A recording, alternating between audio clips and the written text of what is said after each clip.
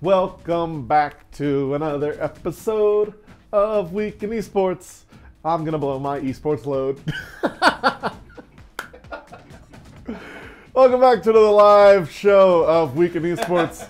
I'm your host Lubu, and this is your Week in Esports. I wanted to lift the spirits. I wanted to get the spirit of Christ in here before we started the show off, because it is going to be a real Debbie Downer, and I want to make sure that you guys got at least one chuckle out of that before I fucking destroy everything.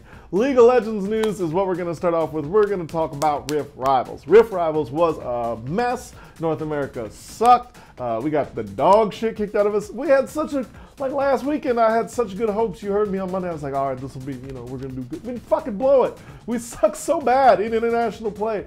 We, as a fan base for North America, I asked a bunch of my friends who are esports people and journalists and stuff, and I said, when is North America going to be good at international play? And their response was, when they play other North American teams. And that is the most real shit on earth. We only look awesome against each other. And when we play against fucking any international team, we look like a pile of dog shit on a roller skate. It is awful. I don't get it. I literally don't. It's like if you were in high school and the one kid that was 6'2" in high school dunked, and he's like, damn, the 6'2" kid dunked on you, shit. And then the 6'2" kid like went and immediately tried to 1v1 an NBA pro and just got fucking destroyed. And that's what North America is like when we go to the international stage. We're just a 6'2" high school punk getting fucking destroyed. Somehow we ended up in a kickboxing ring in Thailand and we're getting fucking cross-kicked in the throat. And it's like, what happened? What went wrong? What happened? But it's like, it seems to me that the bigger problem is that we just don't take it seriously. Like as a fucking thing in North America, we don't give a shit. We take it seriously as a business, and now that it's franchised, it is a business, and it's more business than it is a sport. And what I mean by that is, like, now, it doesn't fucking matter if we lose, because the teams don't give a shit because they're franchised, and all they want to do is sell jerseys and sell fucking koozies and water bottles and shit with people's names on it. And that's it. We're not going to be good at international esports in League of Legends fucking ever. Give up on North America being competitive ever. They are never going to put in the effort that China and Korea and the LMS and these other regions are doing. And it's never going to be that good because they don't care and they don't want it to be that good. They don't ever want it to be a world top team because the requirement for that is too great on the North American players who have it, you know, pretty nice, I guess, you know, in my opinion. They're not getting shot at every day, but they're also not like, they're not doing all the shit that the Korean pros have to do in their gaming houses. It's just not going to happen, guys. I would love for League of Legends for North America to do great, but Rift Rivals has us against EU because at least we look competitive against the EU.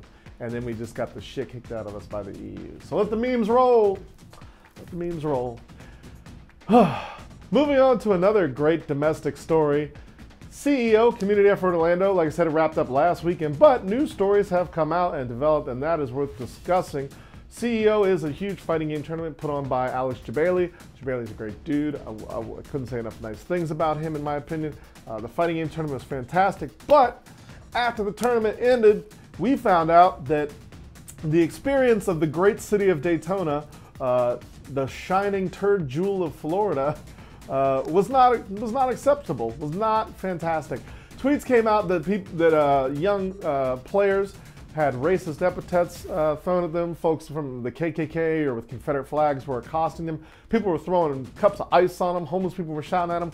It sounds to me like every part of Florida I've ever been to, but when they tell me it happened in Daytona, I'm even less surprised.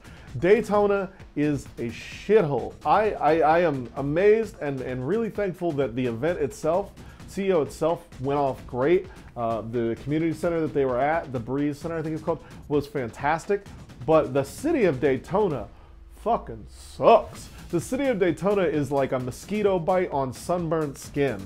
Like, it is atrocious. They have not built a new building in 40 years and they haven't painted one in 20. There are the same old ugly pink cracked paint on the side since Noriega was there. That place is, listen, if the city of Daytona has a problem with that, they can come to Atlanta and try to fucking dunk on me. Daytona is balls, and I mean that in the way that it is like when you go down to Florida and it's stuck to the side of your leg balls. Like, Daytona blows.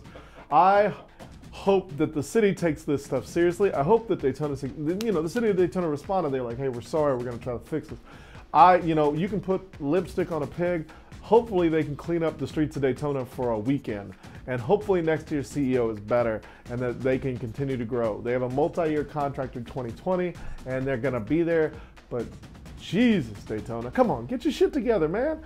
Florida already has the worst reputation in this country, and you got people coming from Japan who are getting yelled at by old sunburnt racists in their old biker leathers, and they're just being mean to a child so that they can get a semi for a fucking hour so that they can give it to Obama one more time before they die of a meth overdose. So come on, Daytona, be better than that. It's a bare minimum requirement. And, you know, CEO is awesome, and I want to see it do well. So hopefully next year will be better, and most of those people will have died from some combination of sunburn overdose and, I don't know, ice. Thank you so much for tuning in again to this week's Week in Esports. My name is Lubu. I'm a very positive human being, and we'll see you next week for next week's Week in Esports.